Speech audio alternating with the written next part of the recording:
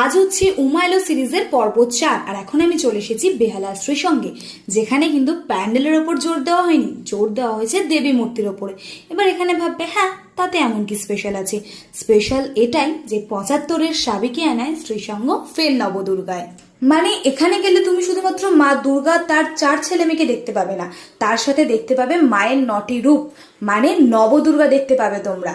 আর এবছর বেহালা শ্রীসঙ্গের 75তম বর্ষ, তাই ওনারা আবার শেষ থেকে শুরু করছেন, মানে ওনাদের অতীতটাকেই ওনারা ফিরিয়ে আনছেন। মানে ব্যাপারটা হচ্ছে আগে তো নবদুর্গা এখানে হতো, মিডিলে কয়েক বছরের জন্য বন্ধ হয়ে গেছিল, আর এবছর 75তম বর্ষ উপলক্ষে ওনাদের সব থেকে বড় চমক নবদুর্গা আবার আমার এলাকায় ফিরে আসছে। আর আমার উমাইলো সিরিজটা তো এটা নিয়েই ছিল যে আমার এলাকার কিছু ভালো ভালো প্যান্ডেল পুজোর ইনফরমেশন তোমাদের সাথে আমি শেয়ার করব, আর সেখানেই নবদুর্গার ইনফরমেশনটা আমি শেয়ার না করে কি করে থাকি। আর তোমাদেরও নিশ্চয়ই দেখতে ইচ্ছা করছে নবদুর্গা, তাহলে একদম বেহালা 14 নম্বর থেকে জেমস লং এর মোড়ে চলে আসবে, সেখান থেকে ডান দিকে হাঁটা লাগাবে, তাহলেই দেখতে পেয়ে যাবে বেহালা শ্রীসঙ্গের নবদুর্গা।